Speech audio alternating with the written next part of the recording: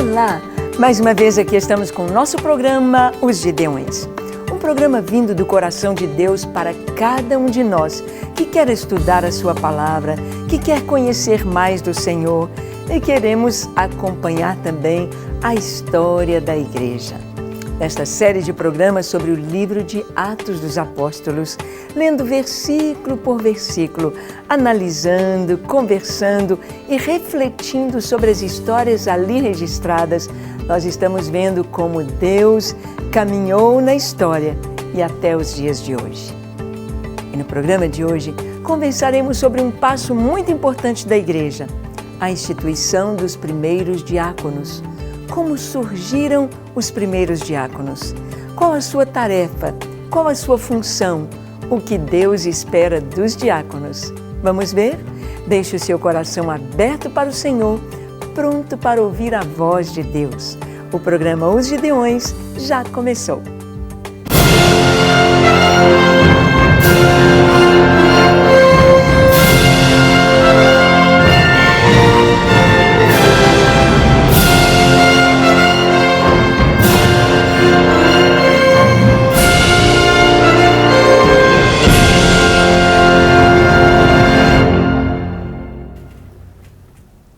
Muito bem, nós vamos acompanhando a história da igreja e vamos vendo como tudo começou.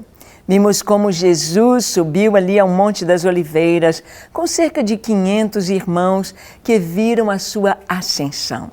Como Jesus deu ordem aos seus discípulos, aos apóstolos, que ficassem em Jerusalém, até receberem a promessa do Pai. Vimos como ali em Atos, no capítulo 2, como o Espírito Santo veio sobre aqueles 120 irmãos que estavam ali reunidos. Havia homens, mulheres, famílias, crianças, adolescentes, jovens, adultos e velhos. Foram cheios do Espírito Santo, passaram a falar em outras línguas, em idiomas, segundo o Espírito Santo lhes concedia que falassem. Falavam das grandezas de Deus. E ao ouvir aquele som, afluiu a multidão, que perplexa perguntava: o que quer isto dizer? Pedro, cheio do Espírito Santo, então falou: isto que vocês estão vendo e ouvindo é o cumprimento da profecia em Joel, no capítulo 2, quando o Senhor disse que derramaria do seu Espírito sobre toda a carne. Jerusalém foi testemunha da descida do Espírito Santo no dia de Pentecostes. E naquele dia se agregaram àquela pequena multidão, aquele pequeno grupo dos 120, cerca de 3.000 pessoas.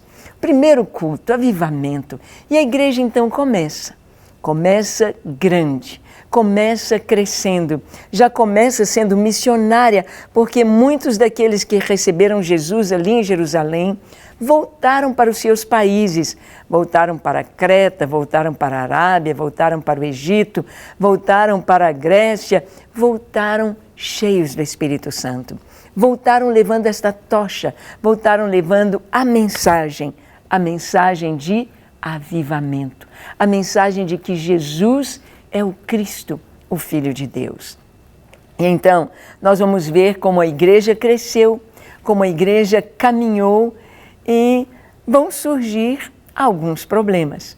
Sempre o crescimento traz problemas, bons problemas, problemas para serem resolvidos. Vamos ver Atos capítulo 6, de 1 a 7. Diz assim: ora, naqueles dias, multiplicando-se o número dos discípulos, houve murmuração dos helenistas contra os hebreus, porque as viúvas deles estavam sendo esquecidas na distribuição diária. Vamos parar aqui um pouquinho. Um problema surgiu na igreja. Que problema? Um problema trazido pelo crescimento. O problema foi que, multiplicando-se o número dos discípulos, começou a haver murmuração. Murmuração entre os helenistas e os hebreus, os judeus de Jerusalém e os cristãos convertidos, prosélitos, helenistas gregos, eram gentios convertidos, talvez prosélitos ou seja, convertidos ao judaísmo, e do judaísmo a Cristo. Houve um problema entre eles, helenistas e judeus ou hebreus, porque as viúvas dos helenistas estavam sendo esquecidas. Eles estavam dando prioridade, preferência às viúvas dos hebreus. O que quer isto dizer? Nós vimos que um homem chamado Barnabé, ou José, ele era levita, natural de Chipre, ele tinha um campo. O que ele fez com esse campo? Ele o vendeu. Vendeu e trouxe o dinheiro total e colocou aos pés dos apóstolos. Aquele dinheiro daquele campo serviu para abençoar a vários irmãos. Irmãos pobres, irmãos cujas famílias foram perseguidas, seus pais presos, e Roma confiscava os bens dos prisioneiros, os bens dos cristãos. Era uma política para se enriquecer e para cobrir as suas faltas, a corrupção do Império Romano. E então muitos irmãos ficavam em dificuldade financeira, em pobreza. E então os irmãos que tinham mais condição ajudavam os mais pobres. E aquele dinheiro então vinha para os apóstolos e eles faziam a distribuição para aqueles que tinham necessidade. E diz a palavra lá no capítulo 2, no capítulo 4 do livro de Atos, nos diz que não havia necessitados entre eles, porque se alguém tinha necessidade, o que os outros traziam de oferta era dividido, para que todos pudessem ter onde morar, o que comer, o que vestir.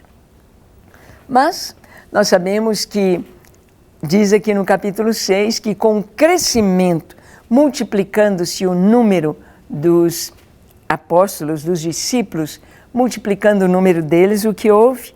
Murmuração dos helenistas por causa das viúvas. Não estava havendo uma distribuição igual. Então, houve a murmuração. Opa! Foram falar com Pedro, foram falar com João, foram falar com os apóstolos. Olha, as coisas não estão muito corretas. Vocês não estão fazendo as coisas da maneira correta. Algumas viúvas estão sem receber, outras estão recebendo muito. Está havendo algo. E o texto diz: então os 12 convocaram a comunidade dos discípulos e disseram: não é razoável que nós abandonemos a palavra de Deus para servir às mesas.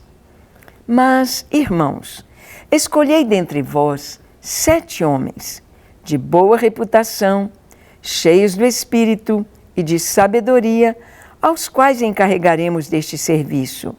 E quanto a nós, nos consagraremos à oração e ao ministério da palavra. Vamos ver aqui. Então os 12, né? Pedro, Tiago, João, André, Filipe, Bartolomeu, Mateus, os 12 e Matias, que ficou no lugar de Judas Iscariotes, os 12 então falaram: olha, nós vamos reunir todo mundo, mas não dá para nós cuidarmos desta tarefa. Não dá para a gente deixar de ministrar a palavra, de visitar, de ensinar e ficarmos cuidando das mesas, e ficarmos cuidando desta questão da distribuição das ofertas, dos dízimos. Não dá para a gente fazer este trabalho. Então eles trouxeram uma ideia: vamos escolher 7 homens. 7. Olha que esse número tão especial. 7 é o número da perfeição. 7 é o número da completude. 7 é um número completo. Você não acrescenta nada e não pode tirar nada. 7. Talvez você diga: puxa, a igreja era tão grande e apenas 7 diáconos? Sim, os 7 primeiros. E eles deveriam ter algumas qualificações que os apóstolos disseram. Devem ser 7, devem ter boa reputação. Isto é, um bom testemunho das pessoas de fora, um bom testemunho da sua família dentro de casa e um bom testemunho das pessoas de fora. Boa reputação. Bom testemunho. Os diáconos precisam ter um bom testemunho. Precisam ter um bom testemunho de dentro da sua própria casa, sendo bons maridos, bons pais, bons na sua profissão, em honestidade, em fidelidade, em pontualidade, tendo boa reputação, tendo o testemunho dos de fora e da sua própria casa. Boa reputação. Diz também a palavra que eles deveriam ser cheios do Espírito. Cheios do Espírito.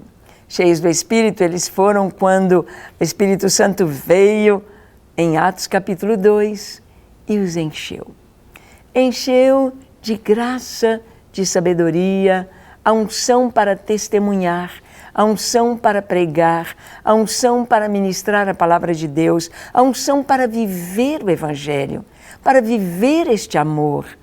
Era necessário, desde o início da igreja, uma dependência total do Espírito Santo.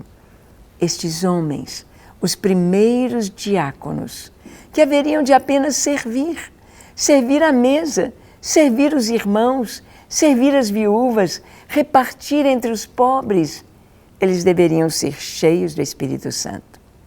Outro requisito, boa reputação, cheios do Espírito, cheios de sabedoria. Por que sabedoria?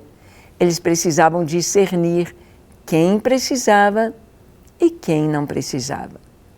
Nós sabemos que muitas vezes, quando vamos doar alguma coisa, sempre vem muita gente. Mas será que todos precisam mesmo?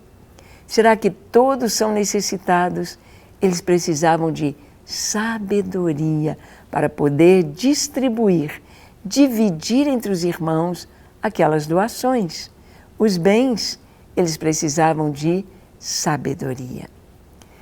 Nós vimos que nos ministérios, na igreja, sempre são necessários esses quesitos, ou seja, uma boa reputação, ser cheio do Espírito, ser cheio de sabedoria, para poder fazer as coisas de acordo com a vontade de Deus. E diz aqui, aos quais encarregaremos deste serviço. Diácono é aquele que serve, é servo. Existem pessoas que realmente têm este dom, às vezes um dom natural, mas muitas vezes um dom espiritual. Pessoas que têm prazer de servir. Servir deve ser algo que todo crente deve gostar de fazer. Alguém já disse que quem não vive para servir, não serve para viver. Quem não vive para servir, não serve para viver. Viver é servir.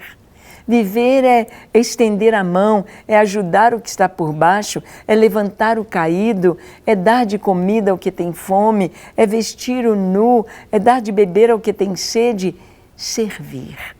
Jesus diz em Marcos 10:45, o resumo da sua missão, ele disse, o Filho do Homem não veio para ser servido, mas para servir e dar a sua vida em resgate de muitos. Jesus veio para servir. Quando Jesus, naquela noite, instituiu a ceia, ele fez algo muito especial. Ali em João capítulo 13, Jesus lavou os pés dos discípulos. Diz que ele tirou a sua túnica, a sua capa. Ele se cingiu com uma toalha. Ele pôs aquela toalha nos seus ombros, pegou uma bacia e foi lavando os pés dos discípulos. Quando ele chegou em Pedro, Pedro disse, não, Senhor, jamais o Senhor vai lavar os meus pés. Não pode, esse trabalho é de um escravo, é de um servo, é uma coisa tão inferior. O Senhor não vai fazer isso. Jesus disse, se eu não fizer, você não tem parte comigo. E Pedro disse, então, Senhor, lava minha cabeça, lava os pés, pode me dar um banho, pode me lavar tudo. Jesus disse, não, quem já se banhou não necessita lavar, senão os pés. E o que eu faço agora, vocês não estão compreendendo agora, mas depois vocês irão compreender. Se eu, que sou o Mestre, o Senhor, estou lavando os pés de vocês, vocês devem lavar os pés uns dos outros. Uns dos outros. Hoje, nós vemos muitas pessoas, e há um costume mesmo entre os cristãos, de lavar os pés, ou a cerimônia do lava-pés, ser uma cerimônia quase que junto com um pedido de perdão, de reconhecimento, de humildade. Mas, na verdade, o lavar os pés ali de Jesus era o serviço. Serviço. Lavar os pés. Lavar os pés para sentar à mesa. Lavar os pés depois de uma longa jornada. Lavar os pés empoeirados e que estão calçados em sandálias, pés que estão sujos. O descanso. Ah, como é gostoso tirar um sapato que está apertado ou justinho, ou um sapato num dia de calor, e tirar os sapatos e colocar um chinelo, ou ficar descalço por um pouquinho de tempo. Isso descansa, descansa, descansa a gente. Uma massagem nos pés, aquela massagem que toca praticamente em todos os órgãos do corpo. Estava vendo um vídeo de massagem nos pés, mostrando os pontos dos pés que alcançam o nosso organismo. O coração, os rins, a cabeça, a coluna, a musculatura, uma massagem nos pés. E nós podemos ver como que lavar os pés refresca todo o corpo. Lavar os pés e massagear os pés traz bem-estar para todos os órgãos do corpo. Jesus ensinou isto para que nós pudéssemos servir uns aos outros, trazendo descanso para o corpo. Então, esses diáconos deveriam ser escolhidos. E os apóstolos disseram: nós, os 12, nos consagraremos à oração e ao ministério da palavra.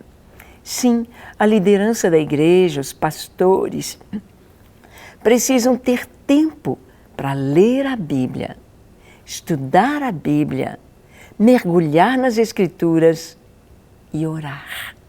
Uma vida de oração e de meditação na palavra é necessária para todos os que estão na posição de liderança, como pastores, como apóstolos, profetas, evangelistas, mestres, palavra e oração. Ah, quantos pastores têm tão pouco tempo para oração. Quantos pastores já levantam e começam a correr e fazer tanta coisa como Marta, correndo de um lado para outro, coisas administrativas, estão construindo, estão fazendo, mas o principal, se esquecem, palavra e oração. E os apóstolos disseram: nós nos dedicaremos. E então diz aqui o texto: o parecer agradou a toda a comunidade e elegeram Estevão, homem cheio de fé e do Espírito Santo, Filipe, Prócoro, Nicanor, Timão, Pármenas e Nicolau, prosélito de Antioquia. Então, aqui foram escolhidos 7. Eles escolheram. E vamos ver aqui o significado dos nomes dos primeiros diáconos. Estevão significa coroado. Estevão. Filipe é amante de cavalos. Prócoro, líder do coro. Nicanor, conquistador. Timão, honorável. Pármenas, não temos o significado, um nome grego. Nicolau, conquistador do povo. Aqui estão os primeiros diáconos, os primeiros que foram separados pelo povo, escolhidos pela congregação, escolhidos pela igreja. Não foram os 12 que apontaram, você. Os 12 disseram: Eles têm de ser cheios do Espírito Santo, cheios de sabedoria e precisam ter bom testemunho, boa reputação. E estes que foram escolhidos: Filipe, Estevão, Prócoro, Nicanor, Timão, Pármenas e Nicolau. 7. Esses significados dos seus nomes ligados ao seu trabalho. E diz o texto: apresentaram-nos perante os apóstolos, e estes, orando, lhes impuseram as mãos. E crescia a palavra de Deus, e em Jerusalém se multiplicava o número dos discípulos. Também muitíssimos sacerdotes obedeciam à fé. Então vamos ver como foi. A congregação, a igreja, escolheu estes 7. O primeiro deles, Estevão, coroado. Primeiro, Estevão. Homens cheios do Espírito Santo. Homens que sabiam servir sem ficar esperando recompensa. Servir pelo prazer de servir. Servir pelo poder do Espírito Santo. Servir para agradar a Deus e fazer a sua vontade. Servir. As pessoas hoje, Jesus falou a respeito disso, querem ser servidas. O próprio Evangelho hoje tem sido pregado de uma maneira a servir as pessoas. Vem para Jesus que você vai ganhar. Vem para Jesus que Ele vai te dar. Vem para Jesus que você vai receber. Mas Jesus disse: quem vem a mim vai perder a sua vida. Quem vem a mim vai deixar pai, mãe, irmãos por amor de mim. Quem vem a mim vai tomar dia a dia sua cruz. Quem vem a mim vai colocar o mesmo jugo que está no meu pescoço e vai caminhar comigo. E vai receber vida e vida com abundância. Mas o Evangelho de Jesus é um evangelho de renúncia.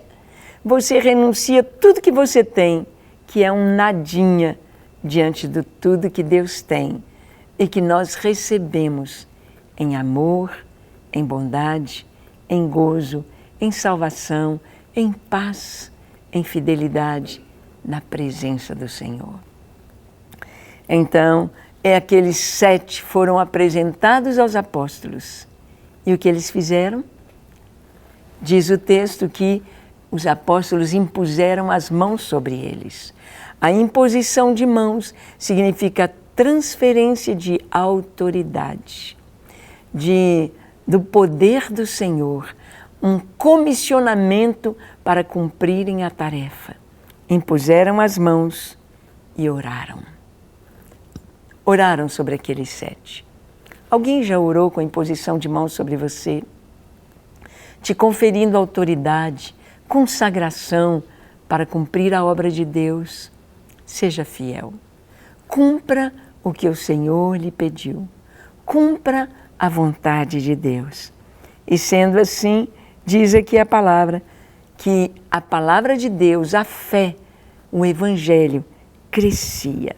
E em Jerusalém se multiplicava o número dos convertidos. E termina o texto, o capítulo, dizendo: e muitíssimos sacerdotes obedeciam à fé. Muitíssimos, não é apenas muitos, mas muitíssimos sacerdotes. Gente que conhecia as Escrituras começou a seguir Jesus pelo exemplo, pelo amor e pela pregação do Evangelho. Isso Deus quer na minha vida, na sua igreja, no Brasil, nas nações, no mundo. Vamos viver o Evangelho? Vamos viver este amor? Vamos viver para servir? Vamos orar. Feche seus olhos, curve sua fronte. Se for possível, se ajoelhe. Ore comigo dizendo assim: Senhor, eis-me aqui em Tua presença. Eu te peço perdão para os meus pecados. Ó Senhor, perdoa-me, lava-me, limpa-me de todo pecado, de tudo aquilo que não te agrada. Limpa-me, santifica-me, torna-me puro na Tua presença. Eu preciso de Ti. Eu quero ser como estes homens, cheio do Teu Espírito Santo. Eu quero dar um testemunho, ter uma reputação, ó Deus, que possa honrar o Teu nome. Eu quero ser cheio de sabedoria para fazer a Tua vontade. Ajuda-me, sustenta-me, ensina-me. Eu entrego a Ti a minha vida, tudo que sou e tenho é Teu, Senhor, é para a Tua glória. Ensina-me, em nome de Jesus. Pai, e as pessoas que nos assistem e que precisam de um toque do Senhor, um toque de amor, um toque de paz, um toque de esperança, um toque de vida, um toque de transformação, um toque de cura, traz, Senhor. Toca, perdoa, liberta e abençoa cada um segundo a Tua vontade, segundo o Teu amor. Nós abençoamos cada família, cada pessoa que nos assiste, no nome precioso de Jesus. Amém, amém e amém. Para receber todas as novidades do canal, inscreva-se e se curtir o vídeo, clique em gostei. Aproveite para acompanhar a Rede Super nas redes sociais.